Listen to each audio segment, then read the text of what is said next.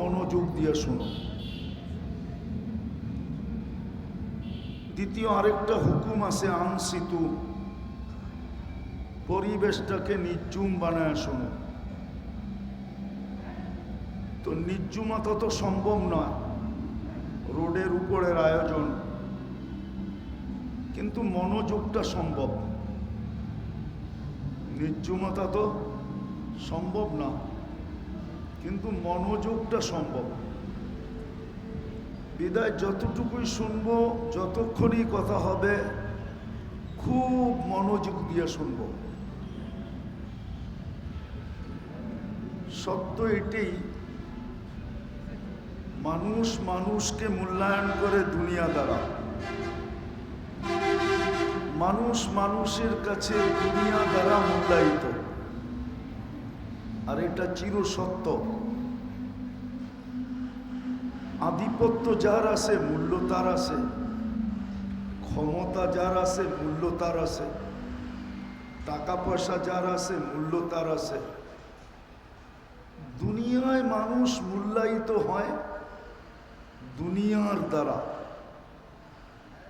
কিন্তু বুঝার বিষয় হলো যে আল্লাহ আমাকে অস্তিত্ব দিলেন, আর যে আল্লাহর কাছে অচিরে আমি চলে যাব, এখানে কেউ থাকবে না, এটাই চিরসত্য। কেউ থাকবে না। কেউ যদি থাকতো তাহলে এত ঐতিহ্যমান কবর দুনিয়াতে হতো না। হাজারো ঐতিহ্যমান কবর দুনিয়াতে আছে। ঐতিহ্যমান বোঝেন? বড় দামি দামি ব্যক্তির কবর। সব বাদই দিলাম, আমরা তো ছুটা যাই মদিনা এই জন্যই যে নবীজির সামনে যায়া একটা সালাম দিব, ঠিক না? সত্য তো। কিন্তু উনিও তো রওজায়ে আতহারে আছেন, বাহিরে নাই, ঠিক না? উনিও তো চলে গেছেন, ঠিক না? আমাদেরও চলে যেতে হবে বড় ধ্যান দিয়া, কিন্তু আমাদেরও চলে যেতে হবে। কিন্তু এটাও সত্য, দুনিয়াটা এখন উন্নতির জোয়ার চলতেছে, ঠিক না? চতুর্দিকে শুধু উন্নতির কথা চলতেছে, আধুনিকতার কথা চলতেছে, কিন্তু কে কখন যাব এটা কেউ জানি না। কে কখন যাব এটা কেউ জানে না। বিদায় যখন চলেই যেতে হবে, আর এটাই শিরুদার্য। মৌত নিয়ে কোনো মতানৈক্য নাই। অনেক বিষয় নিয়ে মতবাদ আছে, কিন্তু মৃত্যু নিয়ে আজ পর্যন্ত কারো কোনো মতবাদ নেই। যে আল্লাহকে বিশ্বাস নাও করে, সেও এটা বিশ্বাস করে যে মরতে হবে, বিদায় চলে যেতে হবে। আমি বুঝাইতে চাইতেছি দুই শব্দে, যে আল্লাহর কাছে আমি দামি হব কি দ্বারা? দুনিয়ায় দামি হইলেও কিন্তু সাময়িক, হাত বদল হইতে দেরি। যার হাতের থেকে আসছে তার দাম কমতে দেরি হয় না। ছোট্ট একটা উদাহরণ দিলে বোঝা যাবে। অফিসের চেয়ারে যতক্ষণ আছে সবাইকে কানে ধরা ফাইল নিয়ে ঘুরাইতেছে, ঠিক না? ওনার রিটায়ার্ড হইতে দেরি, এখন উনি ফাইল নিয়ে টেবিলে টেবিলে করতে দেরি করতেছে না, ঠিক না? হ্যাঁ, ওনার পেনশনের পয়সাটা উঠাই দিই, এখন ওনার জুতা ক্ষয় হইতেছে। যারা অফিসে স্যার বলতো এরাই এখন মুস্কি মুস্কি হাসে, আর মনে মনে বলে ছাড়, এতদিন সবাইকে ফাইল নিয়ে ঘুরাইছেন, আন্ডার মানি না দিলে কারো ফাইল রিলিজ হয় নাই, এখন আপনি একটু ঘুরা ঘুরা দেখেন কেমন মজা লাগে। এই হলো দুনিয়ার দাম। দুনিয়া হাতে আসে যতক্ষণ, দাম আসে ততক্ষণ। হাতে নাই, দাম নাই। আমার এটা বিষয় না। আমার বিষয় হলো আমি আল্লাহর কাছে দামি হব কি দ্বারা? সারা দুনিয়ার ঝাই ঝামেলার ভিতরে থাইকাও আমি আল্লাহর কাছে কি দ্বারা দামি হব? আমি 2-3টা জিনিস দেখাই শেষ করব। যদি আমরা 2-3টা জিনিসে অভ্যস্ত হইতে পারি তাহলে রব্বে কাবার কসম আমরা আল্লাহর কাছে দামি হয়ে যাব। আর আল্লাহর কাছে যদি দামি হই তাইলে আল্লাহর গ্যারান্টি আছে আমি তোমাদেরকে কিনব। আল্লাহ কিনতে চাইতেছে আমাদেরকে, কিন্তু শর্ত হইল দামি হইতে হবে। বেদামি হইলে আমি কিনব না, আর মানুষ বেদামি জিনিস কিনেও না। যেটা দামি ওইটাই কিনে, ঠিক না? সত্য তো? আল্লাহ বলতেছে আমি কিনবো তোমাদেরকে, ইন্নাল্লাহ হাশতারা, আমি কিনবো, কিন্তু দামি বানাও। আল্লাহ কি দিয়া কিনবেন? আল্লাহ বলে আমি জান্নাতের বিনিময়ে কিনবো। কিসের? জান্নাতের সবচেয়ে মজা কি জানেন? জান্নাতের সবচেয়ে মজা হলো 2টা। কয়টা?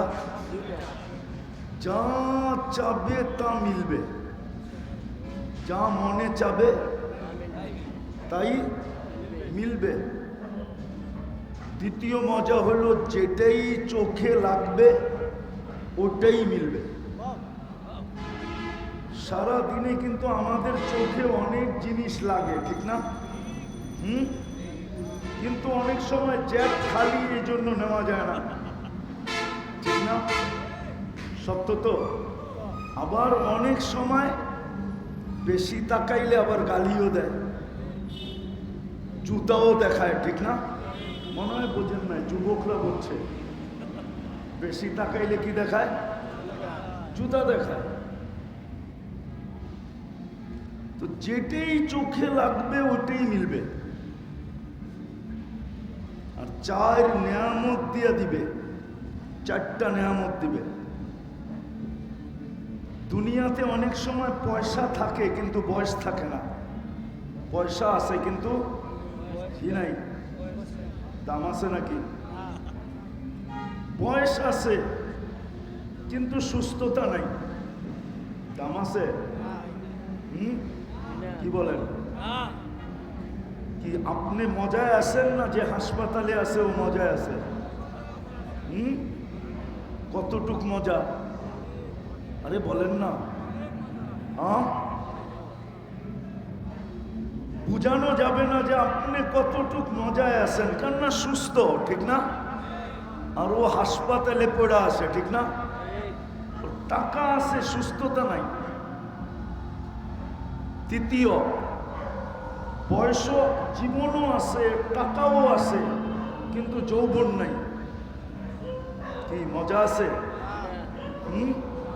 কেন? টাকা দিলে চলবে না? যৌবনের কাজ টাকা দিয়া চলবে? চলবে, বাইন্ধেও রাখা যাবে না, ঠিক না? তিনটাই আছে, হায়াতও আছে, সুস্থতাও আছে, যৌবনও আছে, কিন্তু পাত্তি নাই, দাম আছে।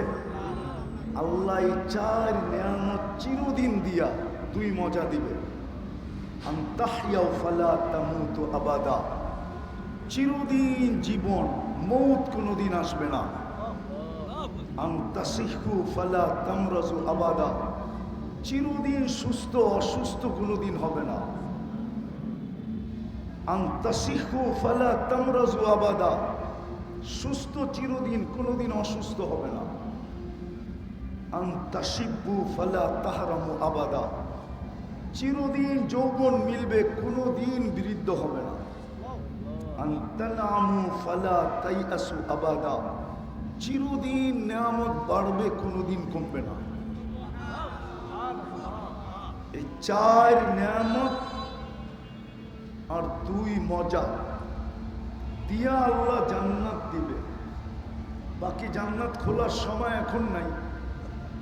জান্নাত খুলতে হলে তো অনেক সময় লাগবে।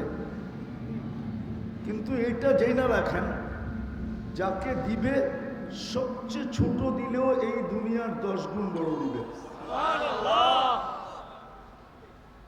এই দুনিয়ার 10 গুণ বড়। ছেলে সন্তান আছে না নাই? দোলনা সোলনা কিনছেন কোনোদিন? দোলনা কিনছেন? দোলনা? হ্যাঁ, মার পেটের তুলনায় দোলনাটা কয় গুণ বড়? কত? 10 গুণ হবে তো, না আরো বেশি হবে? পেটের বাচ্চাটা যদি বলা হয় তুই মার পেটের তে বাহির হওয়ার সাথে সাথে তোকে যেটার ভিতরে রাখা হয় আর তোলানো হবে, ওটা তোর এই মার পেটের জগতের থেকে 10 গুণ বড়, ও কি বিশ্বাস করবে? যেমন আমরা আজকে করতেছি না, অথচ আমাদের নবীজি চোখে দেখা এসব বলছে। বিদায় আমার কথা শুরু ছিল, দুনিয়ায় কে কতটুকু দামি এটা সাময়িক, এটা কি অল্প কয়েকদিনের জন্য, তাও যতক্ষণ আছে দাম আছে, ঠিক না? কতজনকেই তো চলতে দেখলাম রাস্তা দিয়া, পুরো রাস্তা খালি, জনগণ জ্যামের পরে জ্যামে বসে আছে, আর উনি স্পিরিটে গাড়ি হাঁকায়া যেতেছে। ছিল তো দাম ছিল, আজকে নাই কি নাই? আছে নাকি? দুনিয়া এরকমই। আমার বিষয় হলো আপনি আল্লাহর কাছে দামি কিনা। আল্লাহর কাছে দামি হলে আল্লাহ জান্নাতের বিনিময়ে কিনবে। এখন দামি হব কিভাবে? মাত্র 3টা জিনিস দেখাবো। যদি আজকে অভ্যাস করতে পারেন তাহলে আপনাকে আমি স্টামে লেখা দিতে পারি, আপনার চেয়ে দামি কেউ হবে না। কেননা 2টা তো কমপ্লিট হয়েই গেছে। 2টা, একটা মুসলমানের ঘরে জন্ম কমপ্লিট, ঠিক না? আরেকটা নবীর উম্মত কমপ্লিট, ঠিক না? করতে হবে কয়টা? শুধু 3টা কাজ। পারবেন? অঙ্গীকার? হ্যাঁ, না না, ওয়াদা ওয়াদা ওয়াদা। পারবেন? হ্যাঁ, আজকের থেকে ডেলি 2 বেলা তওবা করব। ঘুমানোর সময় এই বইলা তওবা করব, কেননা এই এলাকায় পাওয়া যাবে। আমার আওয়াজ ওই ঘরে পৌঁছতেছে, হয়তো ওই নারীর চোখ দিয়েও হয়তো আওয়াজ পৌঁছলে পানি চলে আসবে। সে এখনো আঁচল দিয়া পানি মুছে যে লোকটা রাত্রে ঘুমাইলো আর উঠল না।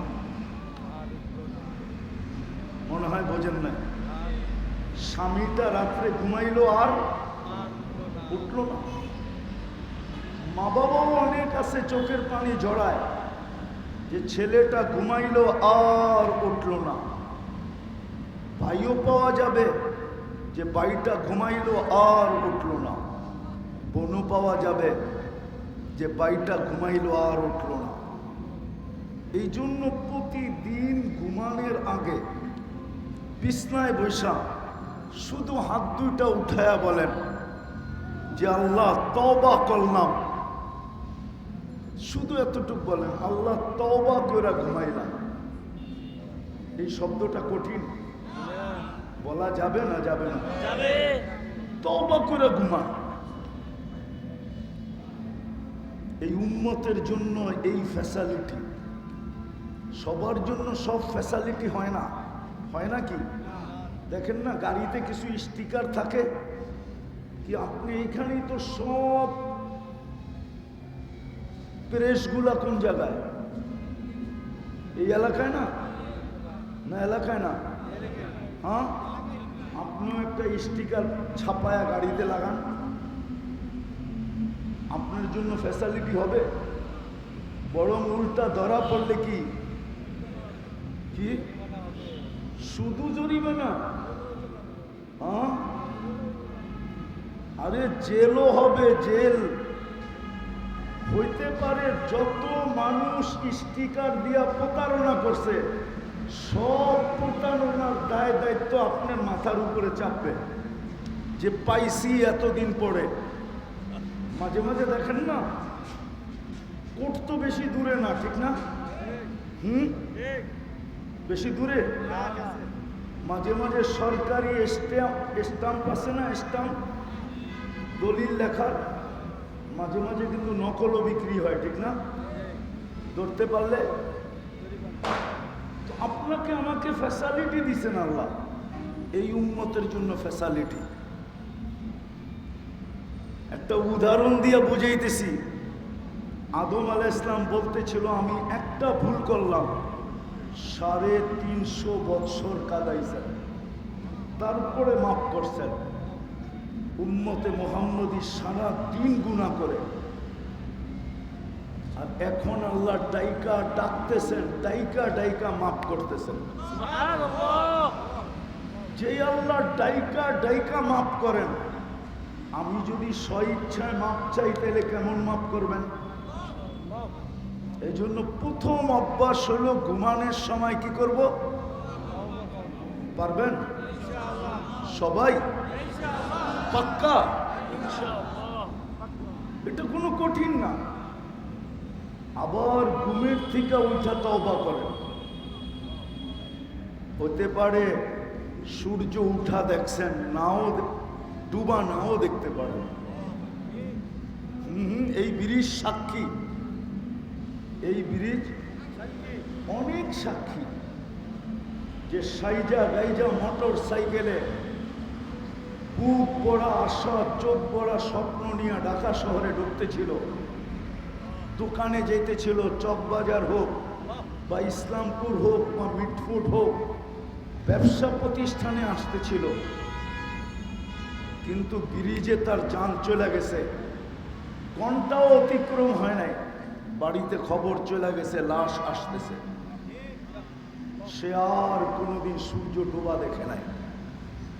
বিদায় সকালে উঠে একবার তওবা করেন যে আল্লাহ সূর্যটা তো উঠতে দেখলাম বটে, হতে পারে আমি ডুবা নাও দেখতে পারি, বিদায় আমি কিন্তু অগ্রিম তওবা করলাম।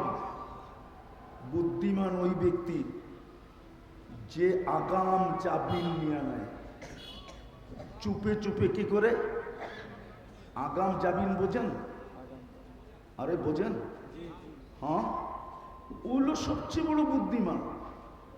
পুলিশ যদি ভুলেও চলে আসে বাড়িতে, তো কাগজ কোডের বাহির করে দেখায় দেয়, এই দেখ। কেননা কোডের উপরে পুলিশ না, আদালতের নিচে হলো পুলিশ। আদালতের নিচে কি? এই জন্য পুলিশ জেলে পাঠাইতে পারে না। পুলিশ থানায় রাখতে পারে, কি আয়নাগরে রাখতে পারে, আমি মানি, কিন্তু জেলে ডাইরেক্ট পাঠাইতে পারবে না। জেলে পাঠাইতে হলে আদালতই লাগবে। তো বুদ্ধিমান ওই ব্যক্তি যে আগাম জামিন নিয়ে নেয়। আপনি ঘুমানোর আগে তওবা করেন, আগাম জামিন। সকালে উঠে তওবা করেন, সূর্য ডুবার আগে যদি মরলেন তো আগাম জামিন। আর এটা যদি কন্টিনিউ চলতে থাকলো, রব্বে কাবার কসম, যেমন আসছেন এমনই যাবেন। যেমন আশা, বোঝেন? নিষ্পাপ মার পেটের থেকে আসছিলাম, আবার নিষ্পাপই আল্লাহর কাছে চলে যাব।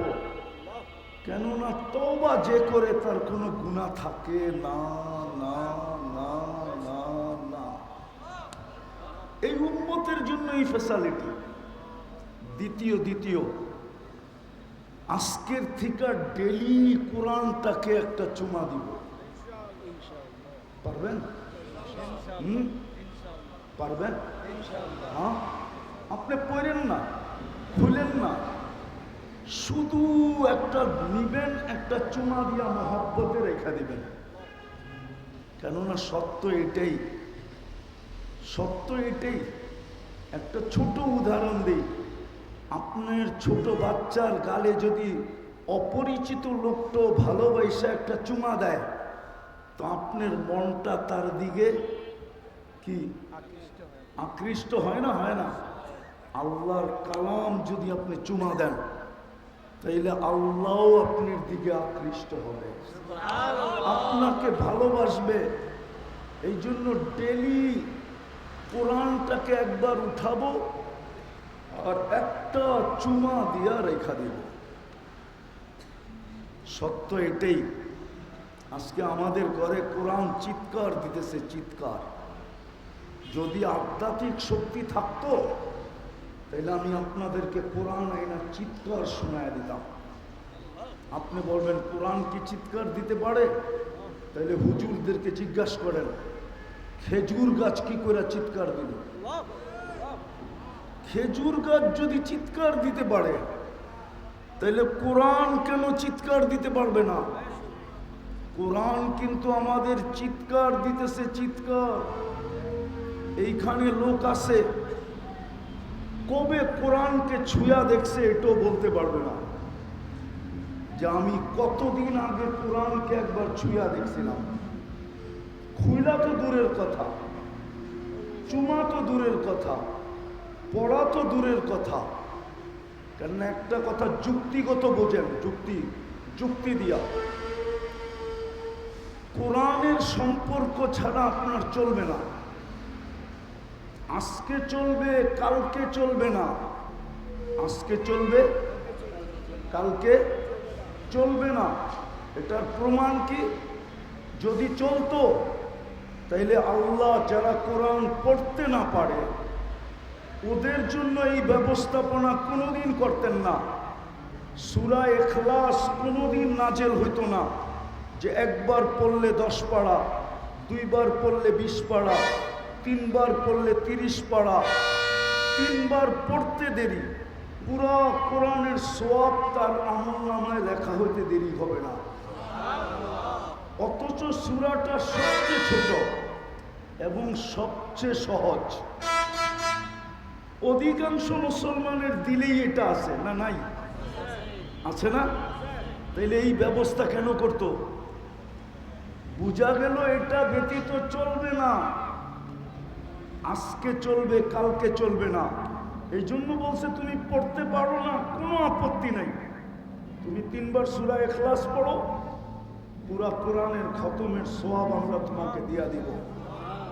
কালকে যখন আমরা দেখব যে কি কি কোয়ালিটি আমরা রাখছিলাম, কোরআনের কোয়ালিটি, সম্পর্কের কোয়ালিটিটা আছে কি নাই, তো খুলেই দেখবে কোরআনের সওয়াব, কোরআনের সওয়াব, কোরআনের সওয়াব।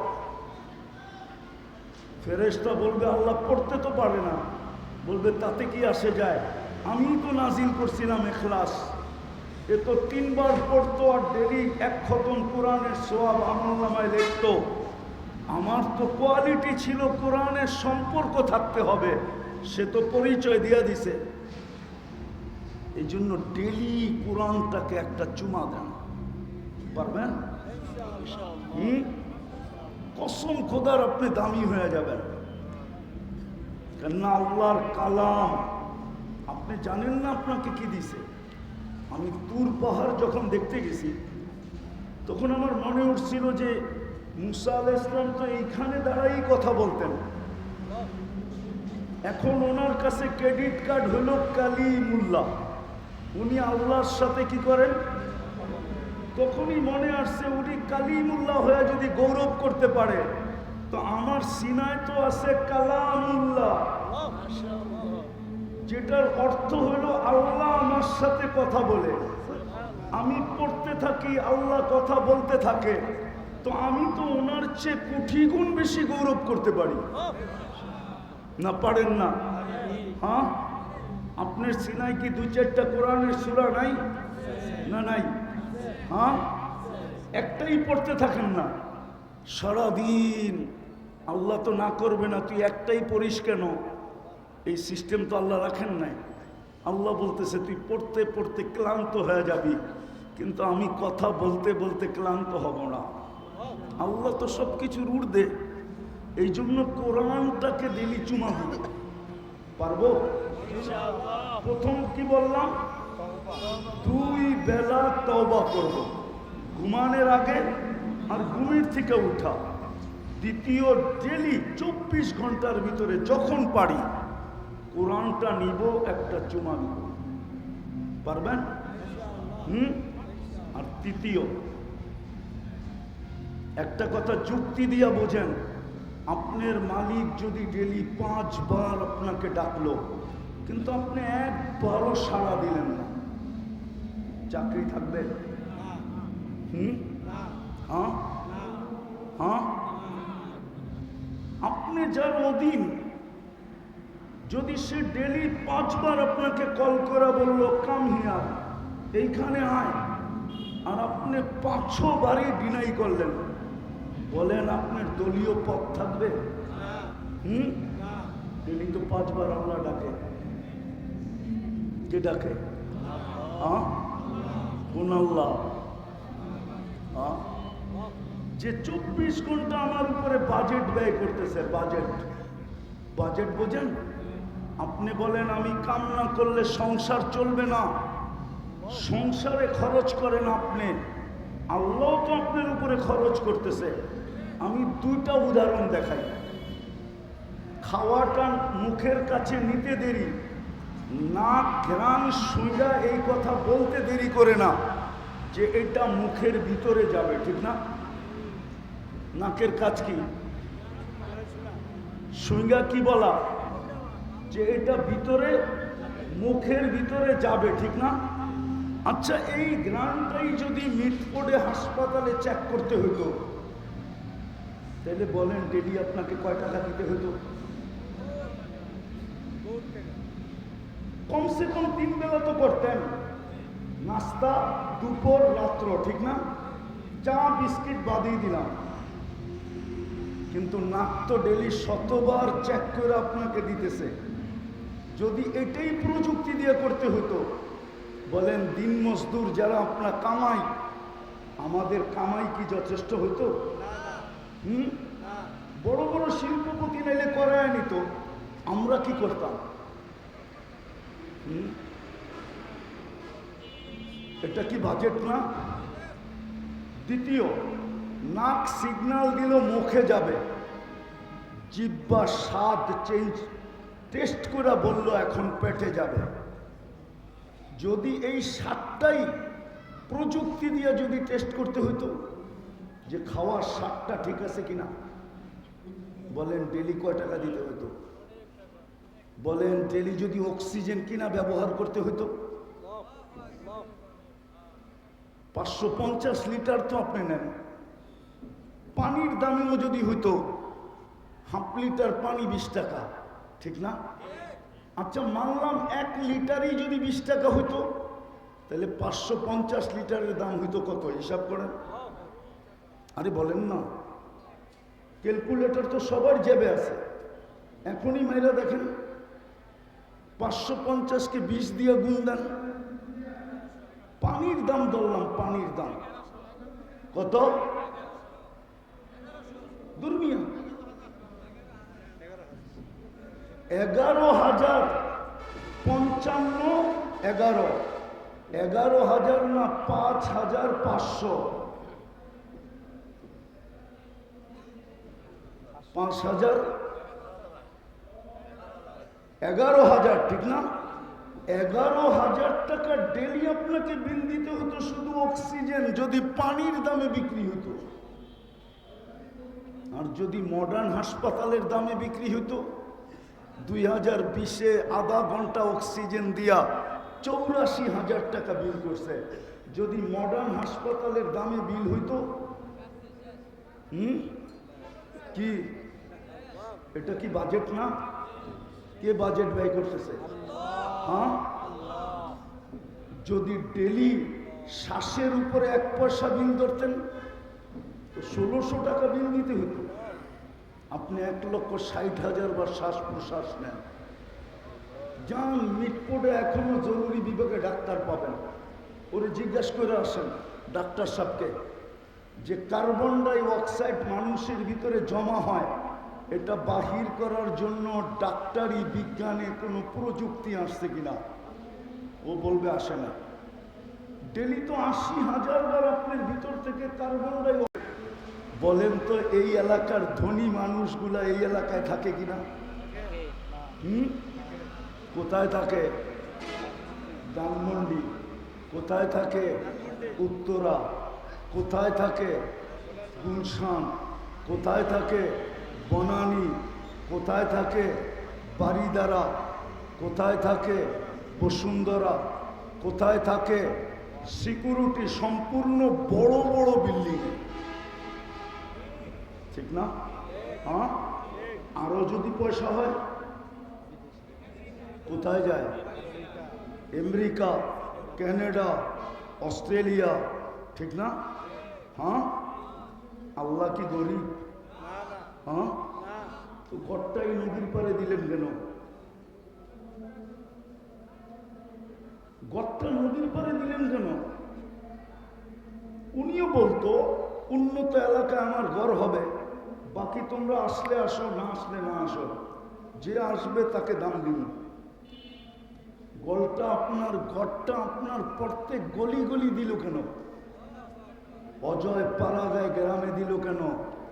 পদ্মার চরে দিল কেন? হ্যাঁ বলেন, আরে বস্তিতে দিল কেন? এই জন্য দিল 2 কদম দিয়েই যেন আপনি দামি হইতে পারেন। দিয়া ছেড়া দিতে পারতো, কিন্তু না, বলছে যদি দামি না হইল। এই জন্য নিজে ডেলি 5 বার দায়িত্ব নিয়ে ডাকতেছেন। কয়বার? কে ডাকতেছেন? কে ডাকতেছেন? আরে শুধু আল্লাহ ডাকলে তো মনকে বুঝাইতে পারতাম, শুধু আল্লাহ তো ডাকে না। একটা ছোট পদের হইয়া যদি এত দাপট দেখাইতে পারে, মনে হয় দাপট আপনারা দেখেন না এই জীবনে। সামান্য একটা পদের হইয়া কি যেই দাপট, ঠিক না?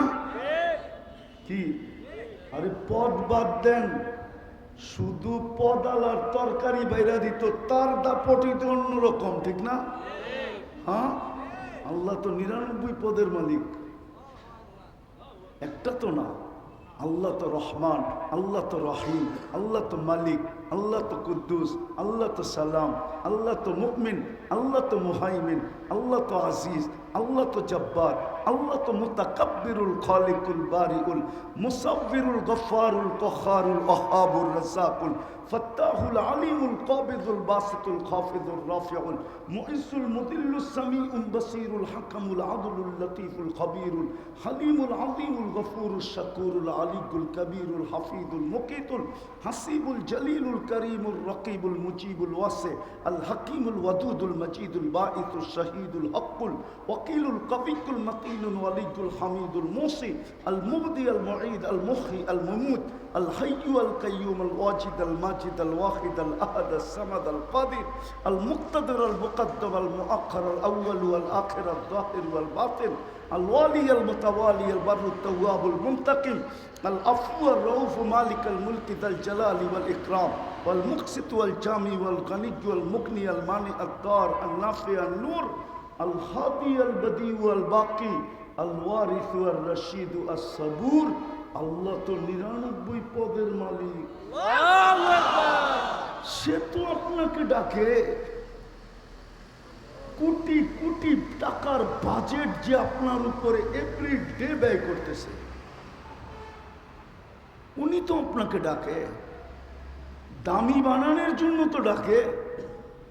এই জন্যই তো আল্লাহ বলে দিয়েছেন শেষ কথা, মসজিদে পা দিতে দেরি, আমি সম্মানের মালাটা পড়ায় দিতে দেরি করি না। আমি হাদিস দিতেছি, ওয়াজাবা আলাল মাজুর আইয়ুকরিমা সায়ের, যেই আমার মসজিদে পা দিবে আমি ওকে সম্মানের মালা পড়ায় দেব।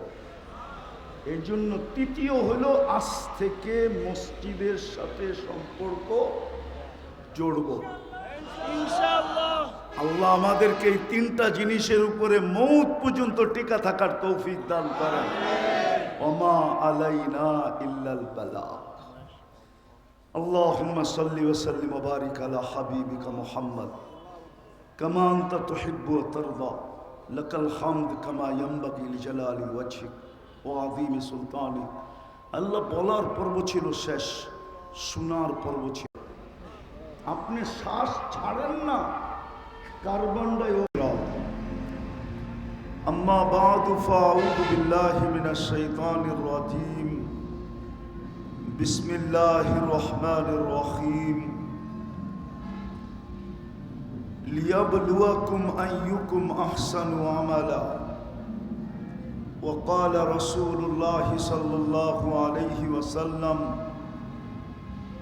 إن الله لا ينظر إلى صوركم وأجسامكم بل ينظر إلى قلوبكم وأعمالكم أو كما قال عليه الصلاة والسلام।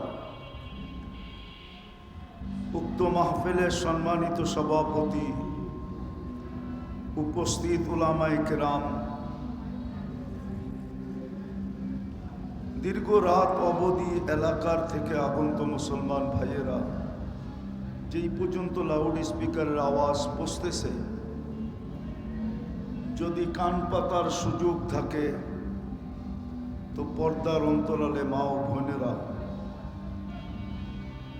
কোরআন হাদিস থেকে যতটুকুই তেলাওয়াত করলাম, আশা রাখি একই সামনে রেখে অতি অল্প সময় কিছু কথা রাখবো। আল্লাহ আমাদেরকে কথাগুলা